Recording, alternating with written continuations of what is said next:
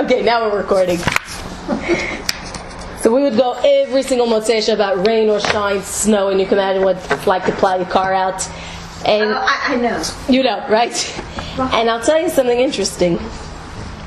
Rabbi Reisman, he once said he came to a Shiva house, and somebody asked him, what you do? He said, he's the Rav of the Agudah of Madison. He said, really, do you give any shiurim? You give any lectures? He said, yeah, I give a Navi shir. And he says in Yiddish, oi, look at the American Rabbanim. He said, why? He said, because once a Rav used to give a Gemara shir, he used to give a Halacha shir. Today he could give a Navi shir, a Rav. Now, what he was saying really reflected an attitude, which was, people study Chumash because you have the Parsha. People study Gemara because it drills your head. People study Halacha, hopefully. But somehow Nach has been thrown to the side that either only the Reform people study or the very young children, and then at a certain page it peters out. It peters out. You ask most people, when's the last time you learned Nach? Right? Nevi, the prophets? 2nd grade, 3rd grade, 5th grade, right? You cap it at 8th grade. And it's interesting because Nevi has so much in it. And I wanted to start with this. What's the purpose of learning Nevi? So let's pass these sheets down. The print is a little small, but these sheets are really compliments of my husband. I put it together and he typed them up. Okay. So when we talk about Torah, okay, so we understand there are 3 components, right? We say Tanakh, which stands for Torah, Neviim, and Ketuvim. Torah section includes the 5 books of Moses, right? Neviim we're going to go through as the prophets, which is what we're going to focus on. And then the Ketuvim, which are the writings, a 3rd segment. Right? So the question is, what do we do with the prophets? Right? What's our approach to it? How do we look at it? Where's it from? Who wrote it? And is it really relevant today?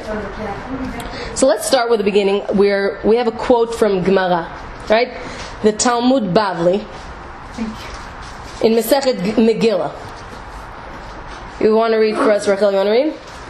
הרבה נביאים עמדו להם בישראל, כפליים כיוצאי מצרים, אלא נבואה שהוצרכה לדורות נכתבה, ושלא הוצרכה לא נכתבה. Oh, you want to read the English?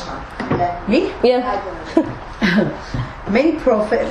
No, okay, Marilyn, you read the English. Okay, I can read. You read the English. You read the English. Okay. You want me to read? Sure. Many prophets arose for Israel, double the number of the Israelites who came out of Egypt. But only the prophecy which contained a lesson for future generations was written down, and that which did not contain such a lesson was not written. So here we have something fascinating. Oh, that's what Richard learns. The first thing you have to know is that we went out of Egypt with about 600,000 footmen, right? It means about 1.2 million total. Yeah? And the Gemara tells us that you know how many Neviim we had? We had Kiflayim. Kiflayim means double. That means we must have had about 2-point-something million prophets over the span of history. And yet, if you look at the amount of books we have maybe 54 recorded, right? Maybe 54 recorded Nevi'im. The question is, what happened to the rest of them? What happened to the rest? So the Gemara tells us something very interesting. The Gemara says, we'll tell you the secret of who was written down, and then you'll understand why.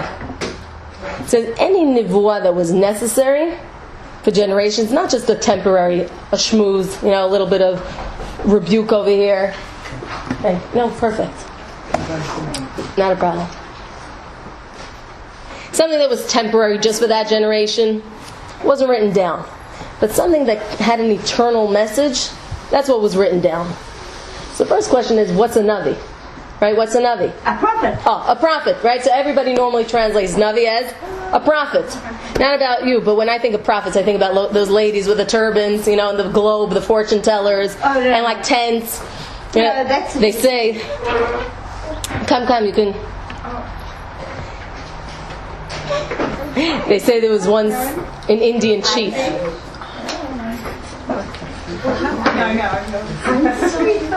They say there was. Good, thank God. Sure. They say there was once an Indian chief who passed away, and he was like their guru, their prophet. And who was supposed to take over? His son. Problem is, his son had gone off the deep end, and he became a businessman. He was already a part of Western civilization. So what happened?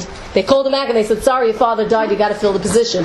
He said, okay, what does it take? We'll build ourselves a little teepee, right? We'll put some of the cow's hide on. Winter starts coming and they go to the chief and they say, oh dear chief, when your father was alive, he would always tell us predictions of the future. And he would tell us how cold the winter is and whether we need to go gather wood or not. He looks at them. Here he's like, he's gone to, Yale and he's gotten his MBA, but he knows nothing about prophecy. He says, come back to me in a few days. I need to bring up the spirits and I need to discuss it with them and figure it out. Okay, he leaves.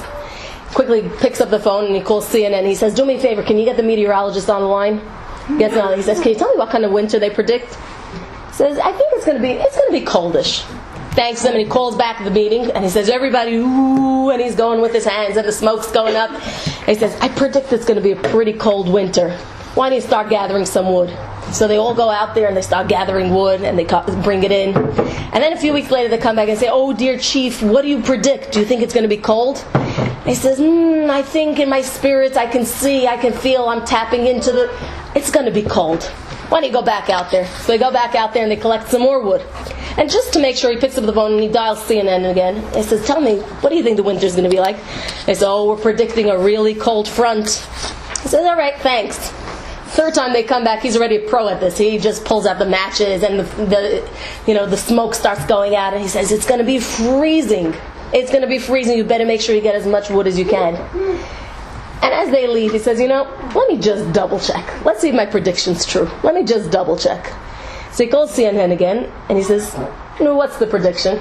He says, trust us, it seems it's going to be so freezing cold that there's going to be a thunderstorm and there are going to be snowstorms across the country.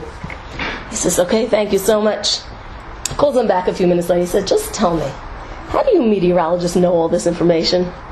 He said, what do you mean how we know? We've been watching the Indian tribe and they don't stop collecting wood. If they're collecting this much wood, must be it's going to be a freezing cold winter. Right? And sometimes when we think of prophets, that's what we come up with. Smoke and predictions and future. And in essence, that's not Jewish. That's not what a prophet was, and that's not in essence what the word Navi means either. If you look at the roots of where does the word Navi come from, so we have over here, if you look at the second source, in Shemot, we're introduced to a very interesting scene over here. Moshe Rabbeinu, is sent to Paro, right? He's sent to Paro, he's sent to talk to him, and he tells God, I can't. Kadosh Baruch, I can't talk to Moshe, not because I don't want to, but because I have a speech impediment. Now, had he been in Marlene's service, maybe he wouldn't have anymore, but he said, I have a speech impediment. That here I'm going to speak to the king, I'm going to start stuttering. What's it going to sound like? So God says, don't worry. Let's look at what Hashem tells him. If you look at the second source, you want to read? Anyone? The Hebrew.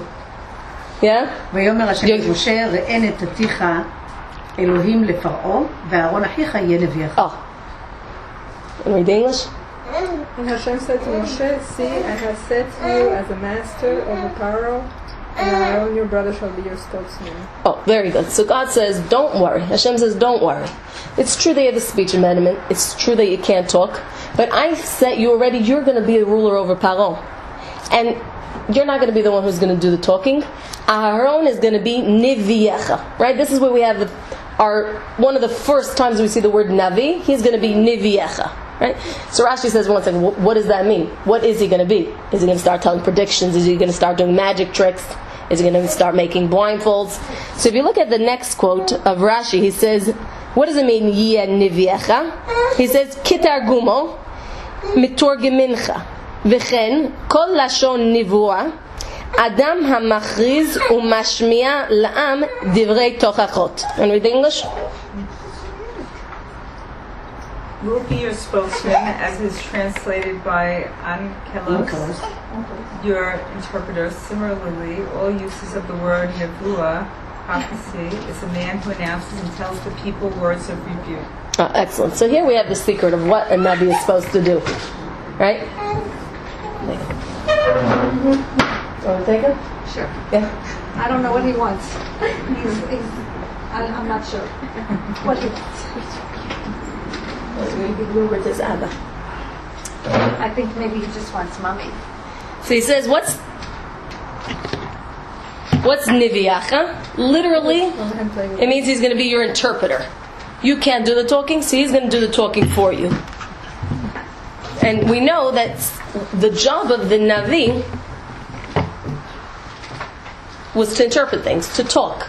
Right? And the question is, what's he interpreting?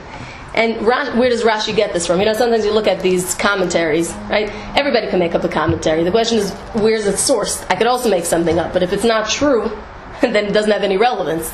Right? So where does Rashi get this from? Rashi's quoting another place in Tanakh where we find a similar root, which is in Navi Yeshayahu, right? Navi Isaiah. And if you look at Navi Isaiah, right, Navi Yeshayahu, he says, Borei niv svatayim, shalom shalom lerachok v'lakarov amar Hashem urifa'ativ. You want to read the English, Marlene? Peace to him that is far off, and to him that is near, said Hashem, that creates the fruit of the lips, and I will heal him. Oh, so over here we encounter the root, the same as Navi, which is niv svatayim, literally the fruits of your lips, which also means the words, right? The words. And Hashem says, you know what a Navi is supposed to be? So much of life we go around and bumbling around trying to figure out what does God want? Why did He create me?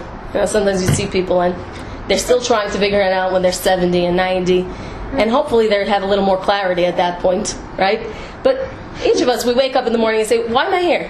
What did I come? Okay, so there are nice ball games to watch and there's work to do, but in the end of the day, why am I here? Right? What's my purpose?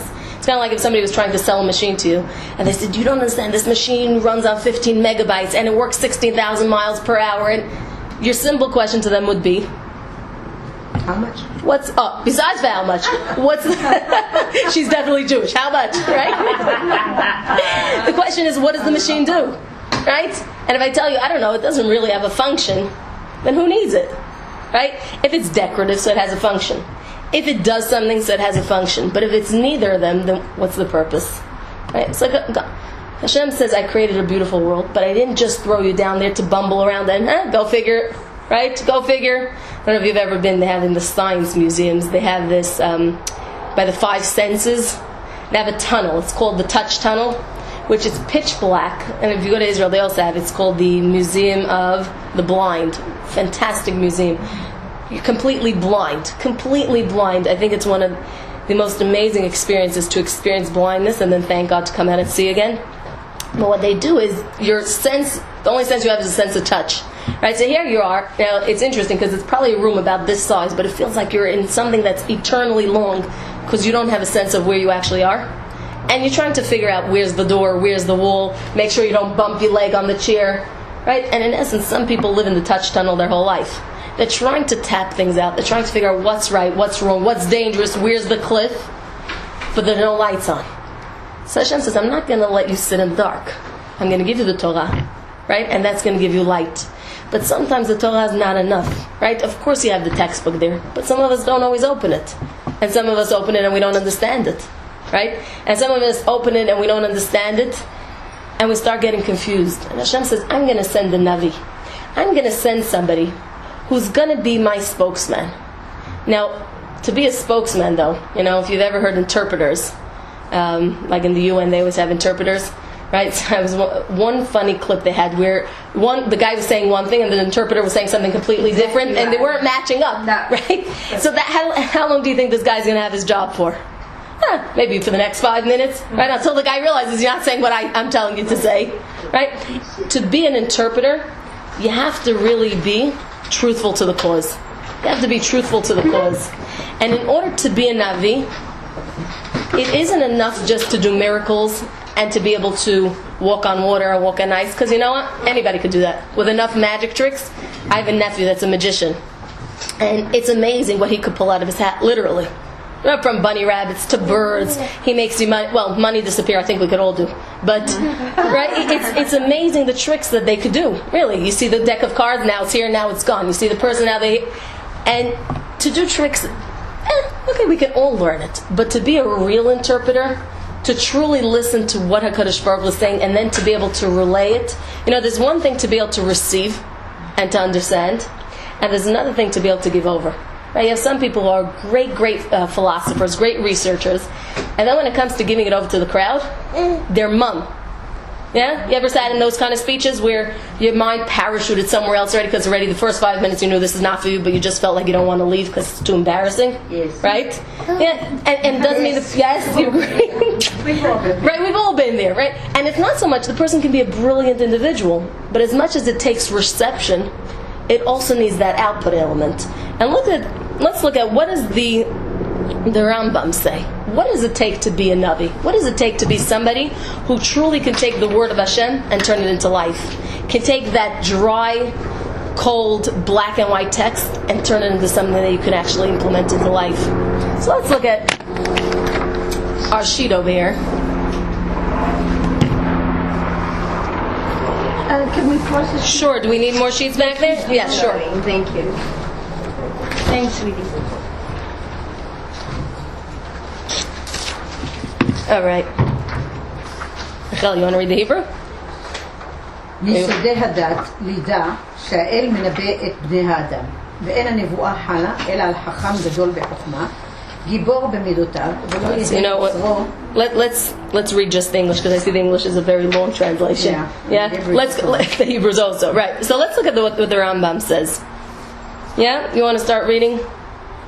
It is Yeah. one of the foundations of our faith that God conveys prophecy to man.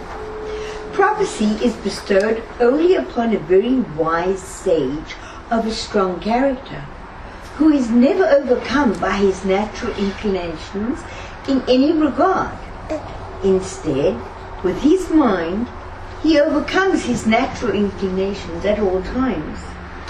He must also possess a very broad and accurate mental capacity. A person who is full of all these qualities and is physically sound is fit for prophecy. When he enters the Pardes and is drawn into these great and sublime concepts, if he possesses an accurate mental capacity to comprehend and grasp them, he will become holy. Oh, so let's stop there a minute. The test to know if somebody's true, genuine, somebody that you want to follow, is based on these few paragraphs, not just the prophet.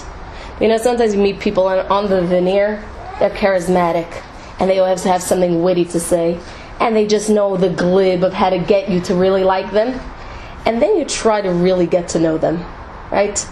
They say if you ever want to keep your friends, don't do business with them.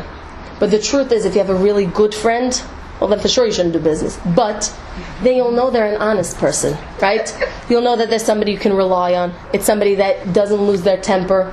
And once that charisma and the wow factor disappears, this is really what needs to be in place.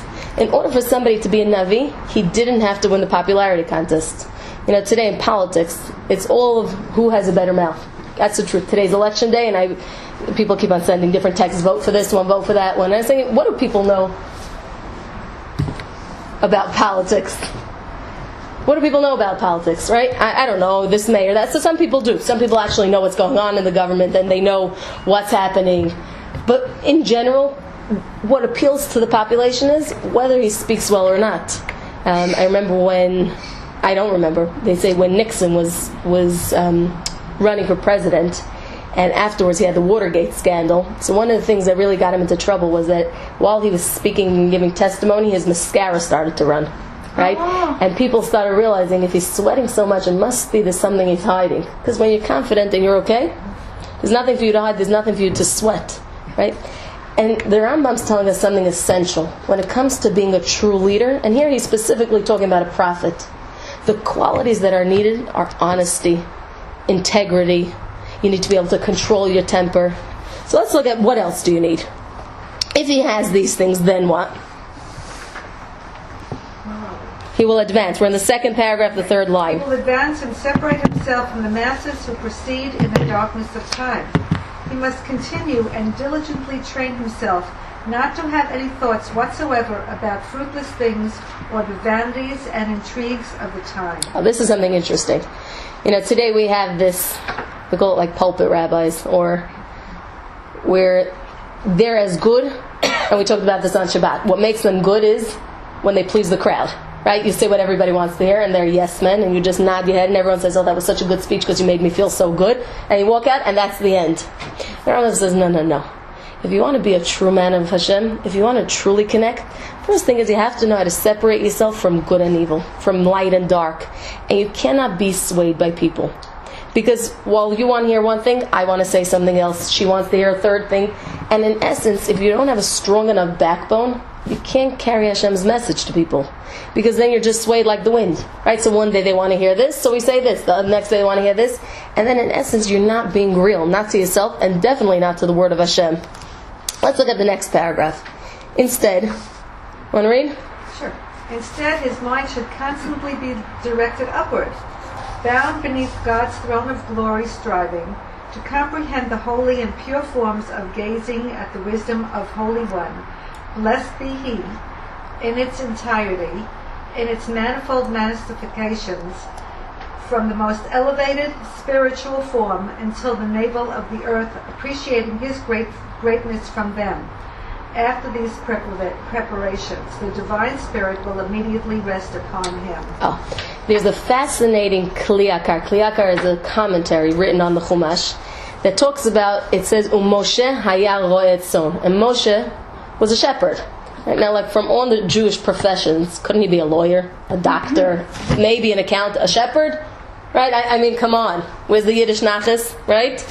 But why? So the Kliyakar over there says it's interesting. If we follow a pattern of our Jewish leaders, almost all of them were shepherds, starting from Abraham, right, to Moses, to David HaMelech. All of them were shepherds.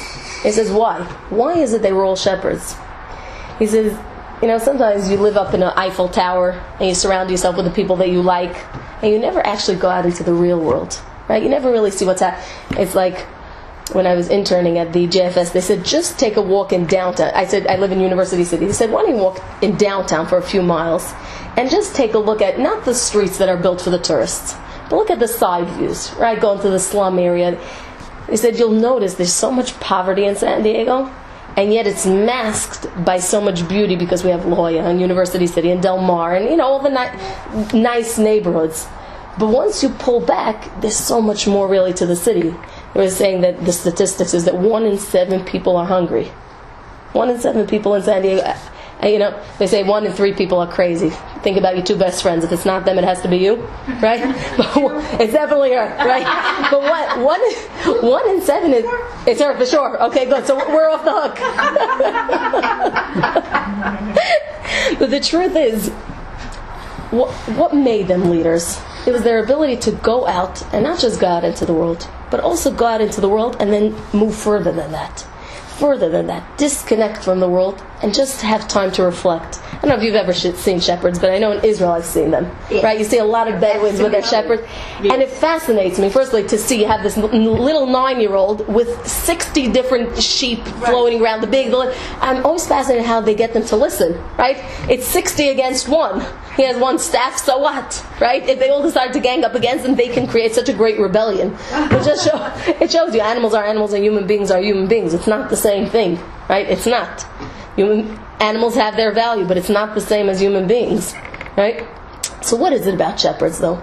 They end up spending a lot of time in nature. They spend a lot of time in Hashem's world. And part of living in Hashem's world is being able to understand the beauty of it. And I haven't had an uncle that passed away, and he was a huge Rosh Yeshiva. I remember when he was being honored. His wife had passed away 2 years before he was honored, and they called him up and they said, we're going to talk about, his name was Shlomo Kupitz. That's how. And they said, we're going to talk about his greatness. So he said, nah, talk about the vodka. So they said, okay, we'll talk about the vodka. Right? He used to like to drink a lot of shots of whiskey.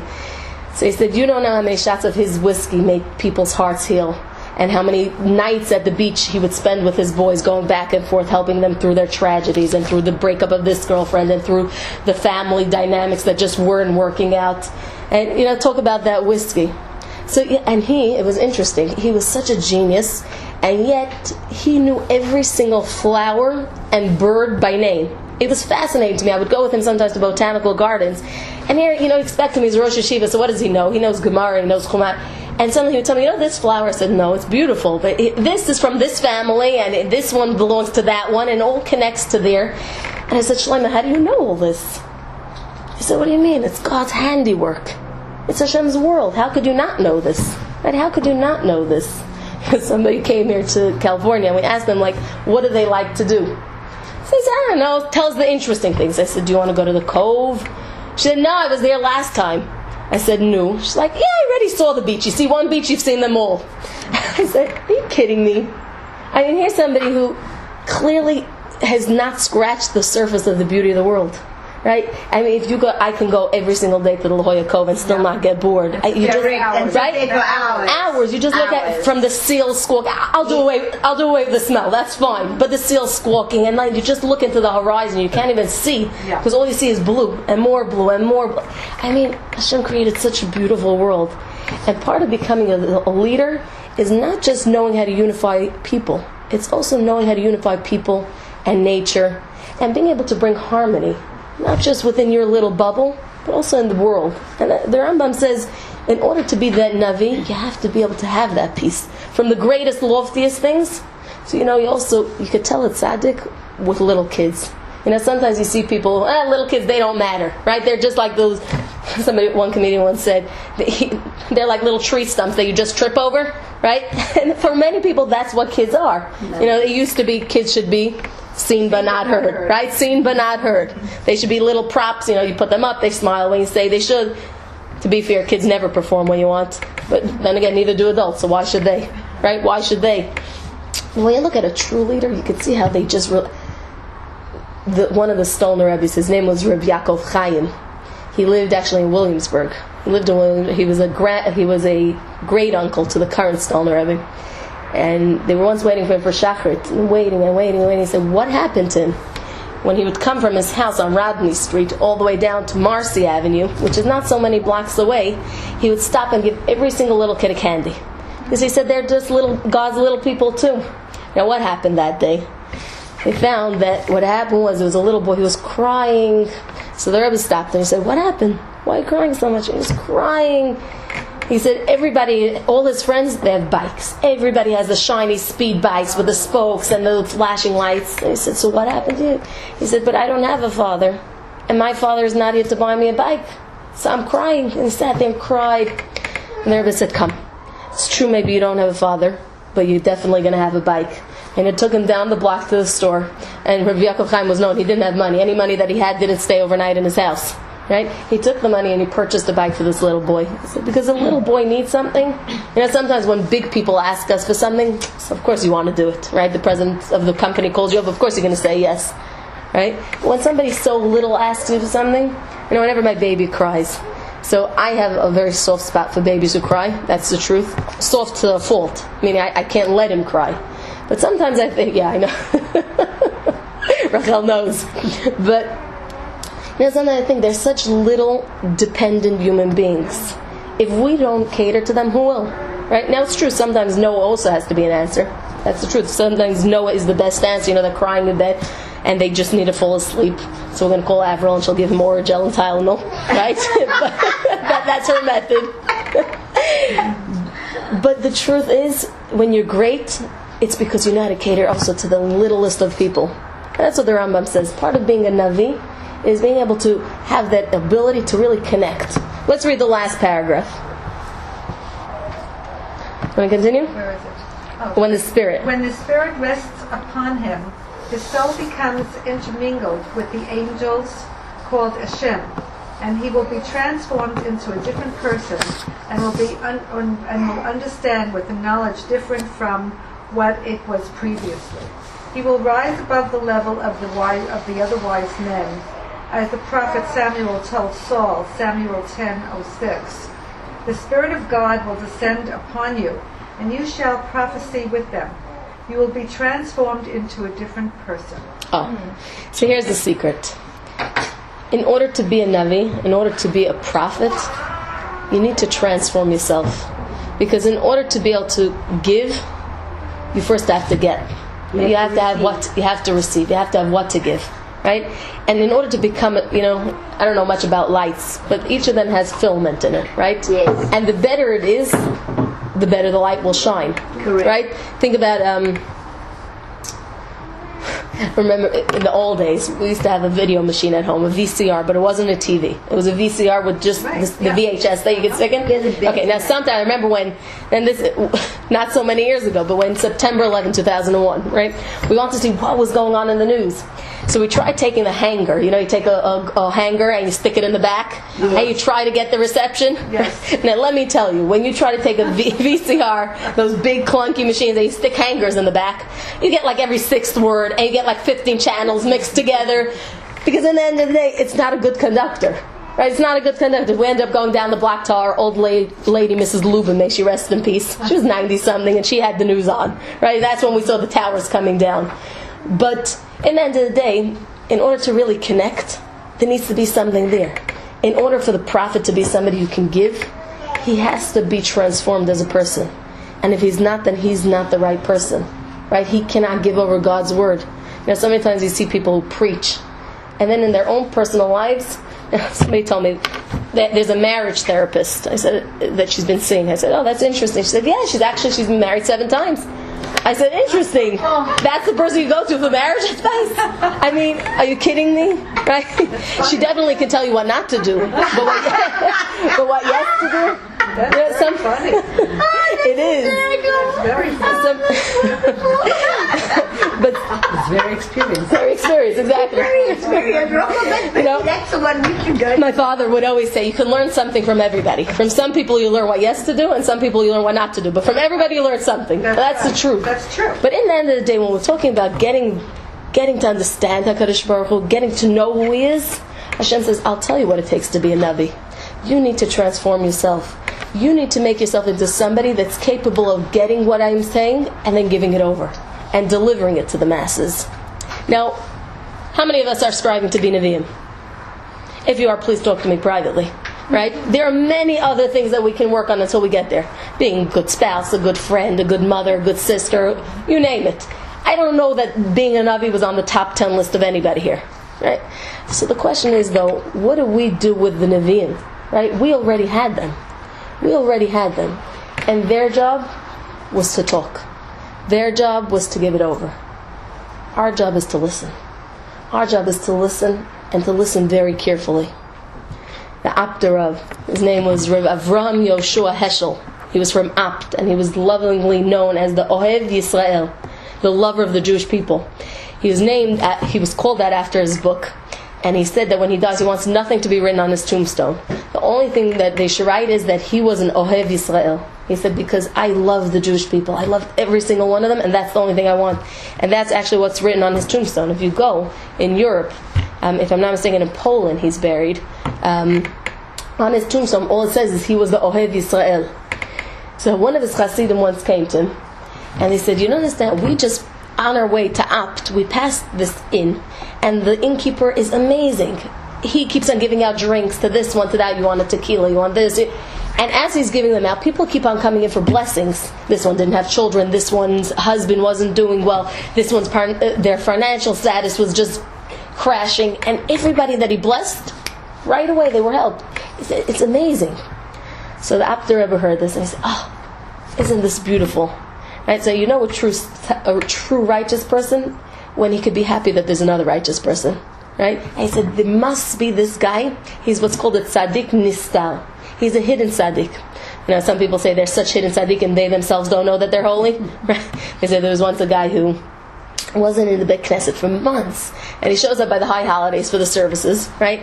And the rabbi comes up and he says, you know, you're one of the henchmen here. Right? You're one of God's soldiers. You're in the army. You're supposed to be here every single week. He said, it's true, but I'm from the Secret Service. Right? So I only show up once a year for the meetings. The rest of the year, I'm in the Secret Service. Right?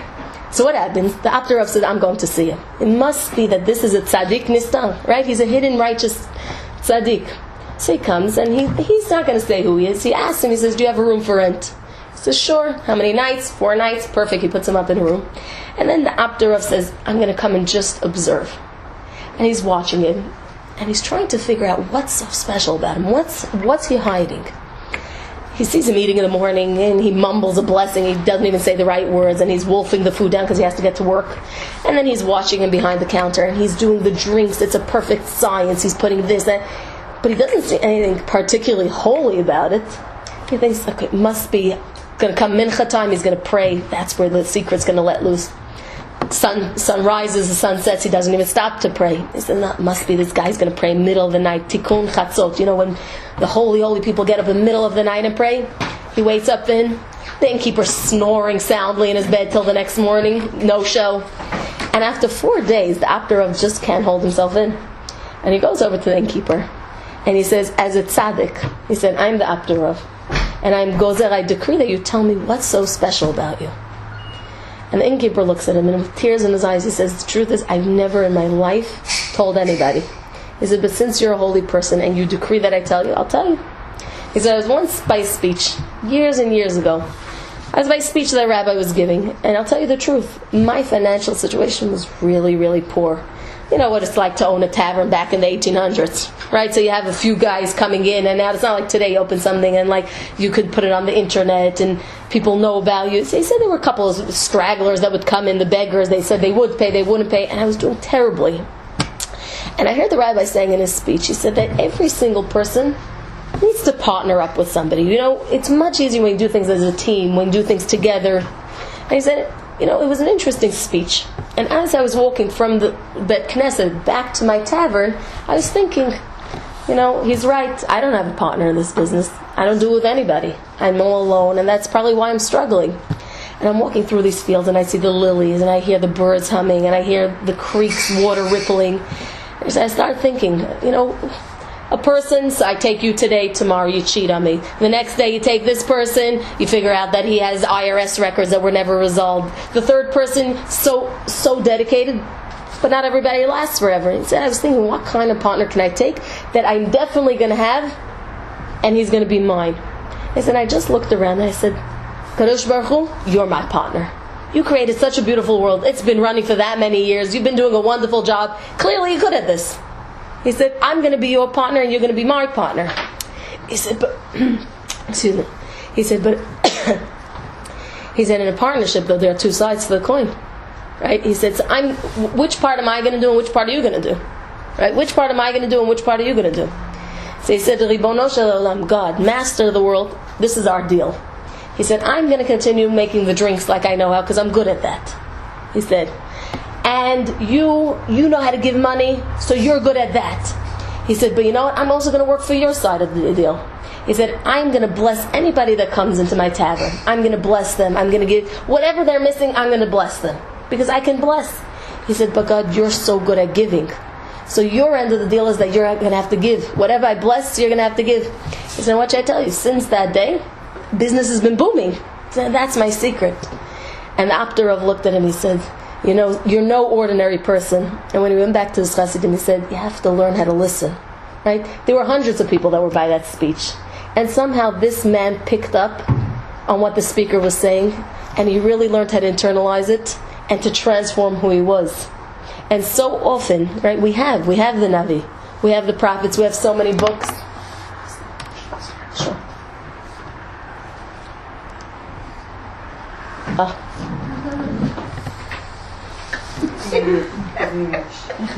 Right? We have so many books. You wake him, you take him. That's the rule. Sure. Right? We have to learn how to listen. Because the words were spoken already. They were written. We have it. Right? Today, thank God. You know, Art Scroll has done something phenomenal and something ridiculous. They've done something phenomenal in the sense that they've made so many books accessible to people who aren't Hebrew readers. They've also made it so inaccessible to people who are Hebrew readers and to people who read regular English. Sometimes you open it up and you're like, goodness, this is the New Testament? But no, trust me, they did a fantastic job at translation. They really did. And now it's our job to listen. It's our job to really take those words and internalize it. And when we look at the Navi, there are two different camps. Some people look at it as a historical record, right? This is just the chronological order of what happened to us as a nation. This is where we ended off, right? Moshe Rabbeinu dies at the end of the 5th of the Chumashim, right? By the Zot HaBracha, and then we continue on to the next history book, right? The problem, though, is if you look at Navi like that, you're going to be very disappointed. Because chronologically, there's a lot that's missing. You're missing a lot of the story. But But when you learn Navi, you have to realize it's not a history book. What it's meant to do is, again, back to our first quote. Let's look at our first quote. Harbe Neviim amdu lahem l'Yisrael. We had hundreds and thousands and millions of Neviim. But Hashem said, I'm not choosing to write them down because it's not a history book I'm recording here. I will write Ela Nevuah Shehut Tzricha L'Dorot. Only the Nevuah that was necessary for the generations, Nichteva. Meaning when you open a Yehoshua, or you open a Yirmiyahu, and you see something in there, it has relevance to you, and me, and to our generation. And it has to give us some kind of solutions for the problems we're dealing with today. Because if it didn't, it wouldn't be there. If it didn't, it wouldn't be there. The question is though, so how do we learn to listen? Right? How do we learn to listen? We still have some time? Yeah, we still have some time. Right? How do you learn to listen? How do you listen? So I'll tell you, there are some people who listen like this. You ever had this? Somebody's talking, and about 5 words into what Marilyn just said, I want to say something, so all I can wait is for her to finish. Right? I'm waiting for her to finish, so I could say what I have to say. Now, I have no idea what she just said. Nobody else does, but I'm waiting to talk. Right? If you ever watch like a group of ladies, it's really funny. She's talking about her aches and pains from the doctor, and this one's talking about her children, and the other one, and nobody's conversations match up because everyone really wants to say whatever they want to say. They just want to be heard. That's not called listening. That's not called listening. It's called waiting for your chance to be heard. And that's okay, right? Everybody needs to be heard. But if you really want to learn how to absorb the Navi, if you really want to learn how to take it in, you have to learn how to listen. Right, so the first step to listening is you have to come with a blank slate. Right? Come with a blank slate. You have to really be open to it. Sometimes we come with our own agendas. I know today they have this, it's not even new, but Bible critics. Right?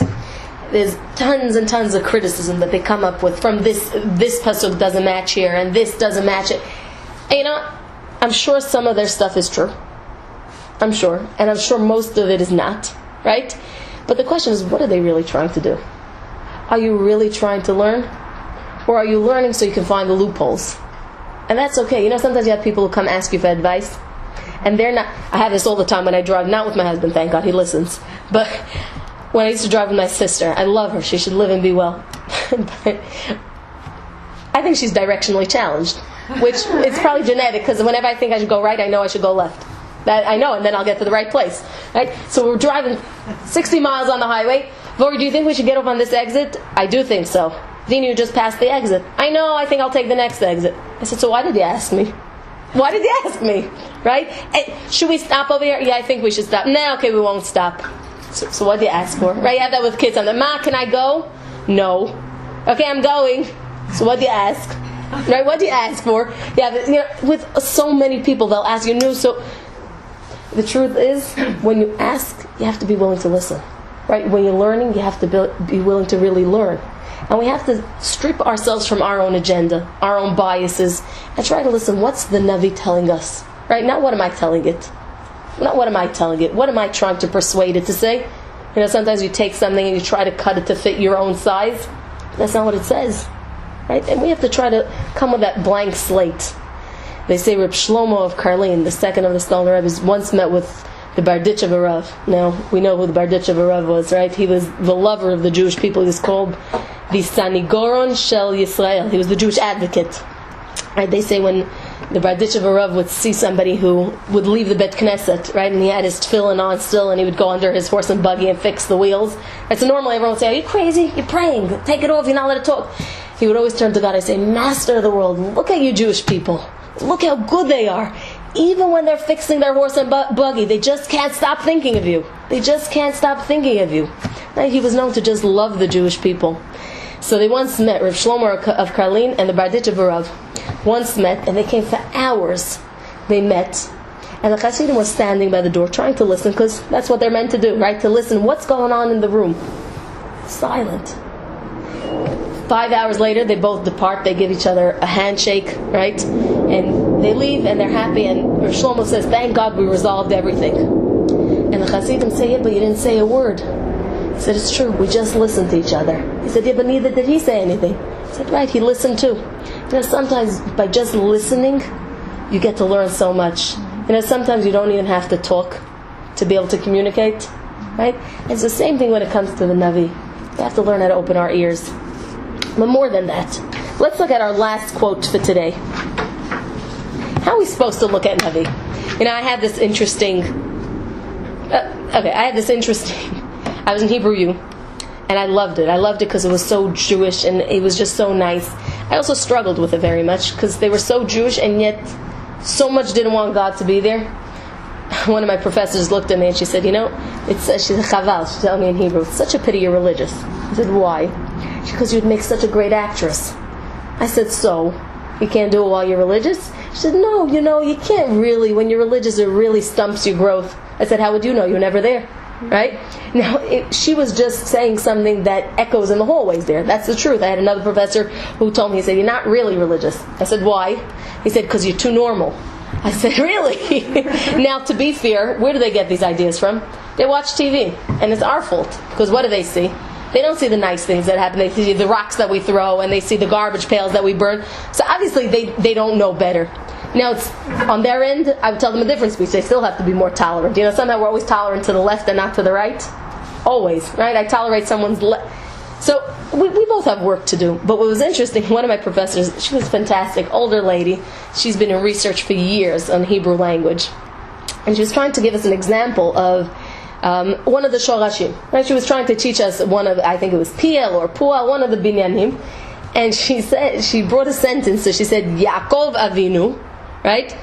Yaakov Avinu. And she said that he nichnas lidikaon, right? Mm-hmm. He was depressed. So I raised my head. I said, why do you have to pick Yaakov? She said, because that's what it says in Tanakh.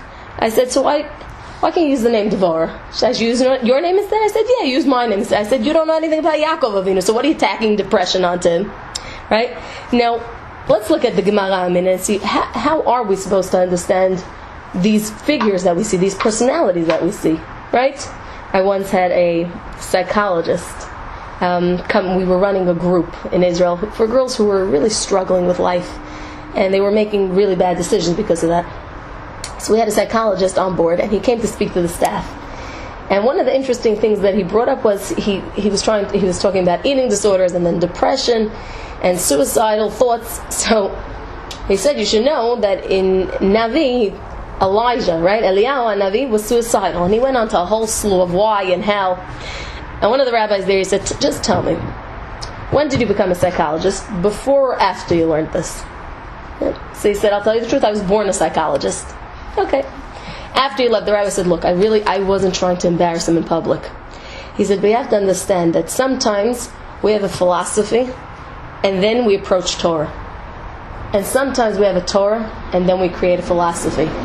And the danger of the first is we cut it and we twist it and we shape it to the way we want it to be.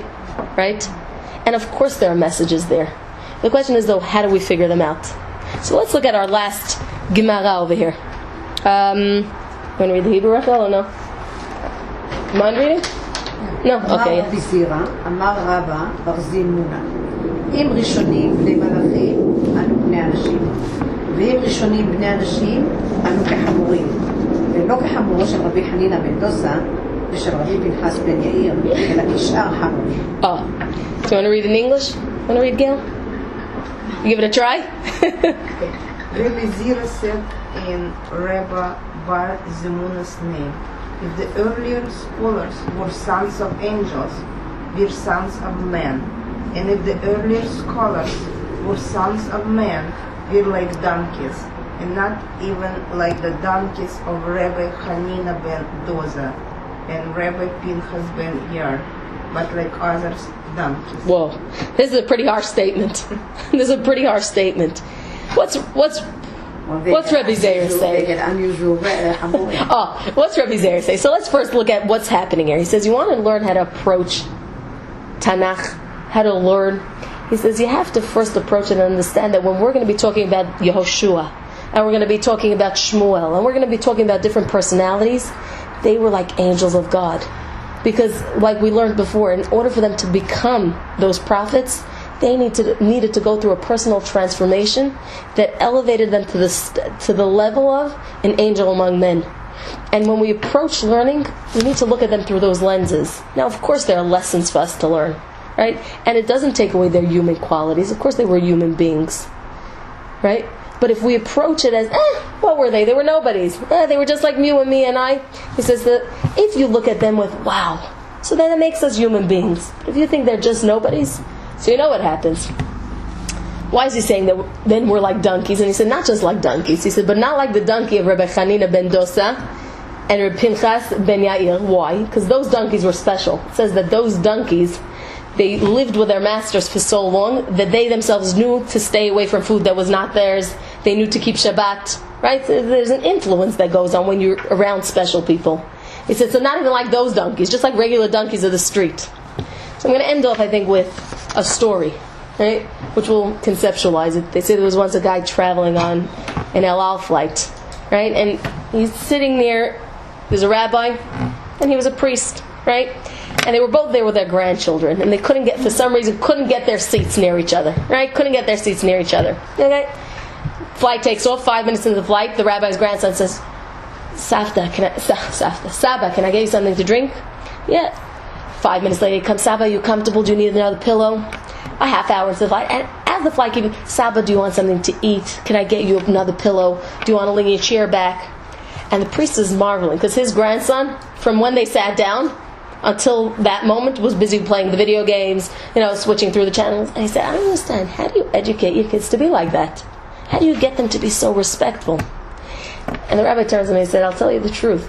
It's not a matter of educating them to be respectful as much as an ideology. He said, we have a fundamental different viewpoint of life.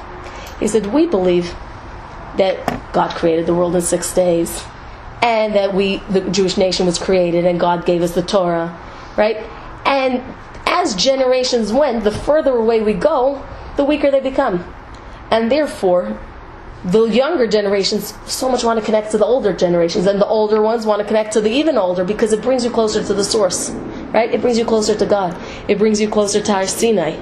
He says, you on the other hand, what do you believe in? You believe in Darwinism, right? So the further back you go, the closer we are to apes. He said, so of course, as you go, the human being is more progressive, right? As you go, the human being is more cultured. He said, it's a difference in ideology that we have. And the truth is, I think when we approach learning, we have to realize that firstly, we can learn from everybody. Everybody, there's something to learn from.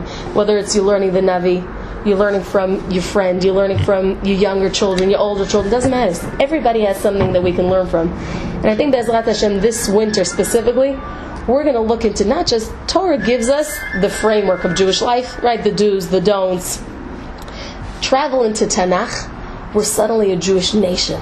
We're living in our homeland. We're struggling with real struggles with neighbors who aren't nice. We're struggling with internal dissent. We're struggling with the breaking up of the Shvatim. We're struggling with real life situations. And it's through the Navi that we'll be able to understand our lives a little bit better, understand where the world is today, and hopefully where we want to get it to. And Be'ezrat Hashem, I think through the study, this is a start, but through the study of plumbing through the Neviim, we'll be able to really get ourselves to a place of more clarity, more understanding, and definitely more of an appreciation to what once was and how to implement it in what is Be'ezrat Hashem.